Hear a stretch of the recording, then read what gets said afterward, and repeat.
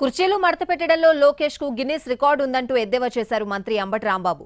మండలిలో కుర్చీ మడత పెట్టేశారని, దాంతో పాటు 5 శాఖల కుర్చీలు, మంగళగిరి కుర్చీ కూడా మడత పెట్టేశాడని సెటైర్ వేశారు.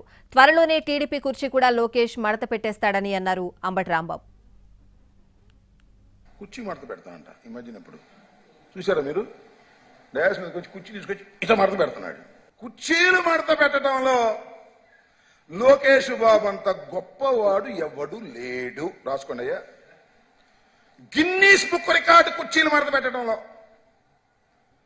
ఒక కుర్చీ ఏంటది?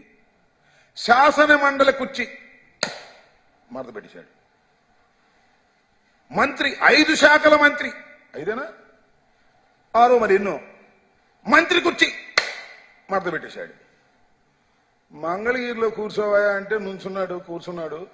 మంగళగిరి కుర్చీ మడత. ఇక చూసుకో, రాసుకో, మడత పెట్టబోతున్నాడు. తెలుగుదేశం కుర్చీనే మడత పెట్టకపోతే అడగండి, ఎన్నికలైందో తెలుగుదేశం కుర్చీనే మడత పెట్టేస్తాడు. ఏమీ సందేహం లేదు. నేను అనేక సార్లు చెప్తున్నా, అరే బాబు, మీ తెలుగుదేశానికి పట్టిన శని ఈ కుర్చీలు మడత పెట్టే లోకేశారా బాబు అంటే, ఆహా, మీరు నా మాట నమ్మరు. ఈ ఎలక్షన్ అయిపోయిన తర్వాత తెలుగుదేశం కుర్చీ కూడా టపాలను మడత పెట్టిన తర్వాత అరే రాంబాబు గారు చెప్పింది వినలేకపోయామండి, మా లోకేష్ వచ్చాడు, శని పట్టింది, పార్టీని మూసేశారు అనేటువంటి కార్యక్రమాలకు తీసుకొచ్చేటువంటి కార్యక్రమం చేస్తారని కూడా ఈ సందర్భంగా నేను మనవి చేస్తున్నా. సింగిల్ గా వచ్చే దమ్ము లేనోళ్లకు సవాళ్లు ఎందుకని ప్రశ్నించారు మంత్రి అంబటి రాంబాబు. సింగిల్ గా రాలేక గుంపులు గుంపులుగా వస్తున్నారని అన్నారు. 2 గుంపులు సరిపోవని 3వ గుంపు కోసం ఢిల్లీకి తిరుగుతున్నారని ఎద్దేవా చేశారు.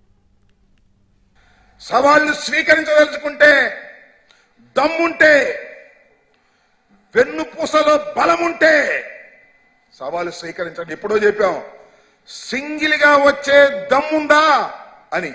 మేము సింగిల్ గా రాలేమండి, సవాల్ అయితే చేస్తాం. మేము వచ్చేటప్పుడు మాత్రం గుంపులు గుంపులుగానే వస్తాం. అవును, మీరు గుంపులు గుంపులుగానే వస్తాం. ఇంకో గుంపు చాలా, ఈ 2 గుంపులు చాలా. ఇంకో 3వ గుంపు కోసం ఢిల్లీ తిరుగుతున్నారు. 3వ గుంపు కోసం ఢిల్లీ. మరి ఆ గుంపు ఏమైందో ఏమో మరి తెలియదు. ఈ డైరెక్ట్ గుంపులు కాకుండా ఇంకా రహస్యంగా గుంపు ఢిల్లీలో ఇంకో గుంపు కోసం వెళ్తున్నారు. మీరు సవాళ్లు చేసేవాళ్ళు అంటాయా?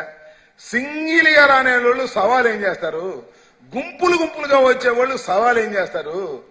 జగన్మోహన్ రెడ్డిని సవాలు చేయగలిగినటువంటి సత్తా నారా వంశానికి లేదు, ఆ వరాహికి లేదు అనే విషయాన్ని దయచేసి గుర్తు పెట్టుకోమని మనవి చేస్తున్నాం. అసలు సవాళ్ళు ఏంటో ఎన్నికలకు ముందు తెలుసు. సవాళ్ళు ఏంటో నాకు అర్థం కాల. రండి చూ